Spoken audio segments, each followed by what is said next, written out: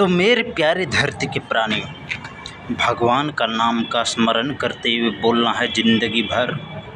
सरस्वती माँ ब्रह्मा भगवान, लक्ष्मी माँ विष्णु भगवान, पार्वती माँ शंकर भगवान। ओम बोलिए बजरंग बली की जय।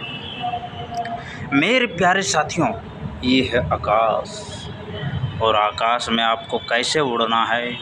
मेरे प्यारे साथियों, भगवान का ध्यान करते हुए बोलना है सरस्वती माँ ब्रह्मा भगवान, लक्ष्मी माँ विष्णु भगवान, पार्वती माँ शंकर भगवान। ओम बोलिए बजरंग बली की जय। मेरे प्यारे साथियों, मेरे धरती के प्राणियों, मेरे धरती के वासी, जर सोचिए, मेरा इस शरीर को देखिए।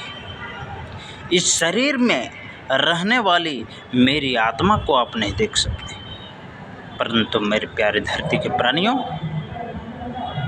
परंतु आत्मा तो है ना।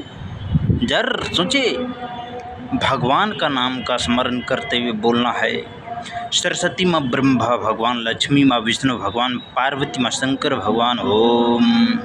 आत्मा परमात्मा के बिना नहीं रह सकता, इसीलिए निरंतर भगवान का नाम का स्मरण करते रहना चाहिए। बोलिए बजरंग बली की जय।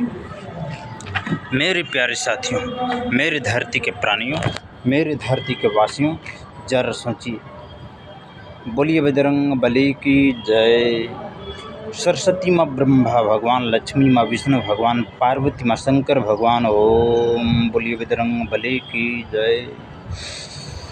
हवा, ठंडा ठंडा हवा, प्रकृति का विधान देखिए, किस प्रकार हमारा दुनिया बना है, जरा सोचिए।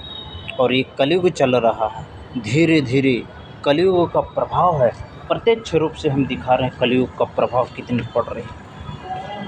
मेरे प्यारे साथियों, देखिए, ध्यान से देखिएगा, ये धरती लोक है और इस धरती पर कलयुग का प्रभाव कैसे पड़ रहा है। धीरे धीरे जनसंख्या बढ़ रही है, बढ़ रहा है कि नहीं, बढ़ रहा है कि नहीं, एकदम बढ़ रहा है। इसी तरीके से धीरे धीरे कलयुग में जनसंख्या बढ़ती जाएगी, बढ़ती जाएगी, बढ़ती जाएगी, बढ़ती जाएगी और विनाश होता जाएगा, होता जाएगा। कलयुग का दर्पण होगा। मेरे प्यारे साथियों, भगवान का ध्यान करना है, क्योंकि परमात्मा के बिना आत्मा नहीं रह सकती। इसीलिए मेरे प्यारे साथियों, आत्मा की पुकार परमात्मा को करनी चाहिए। परमात्मा की पुकार आत्मा को करनी चाहिए। आत्मा और परमात्मा मिलने से मेरे प्यारे साथियों आनंद की प्राप्ति होती है। बोलिए बजरंग बली की जय।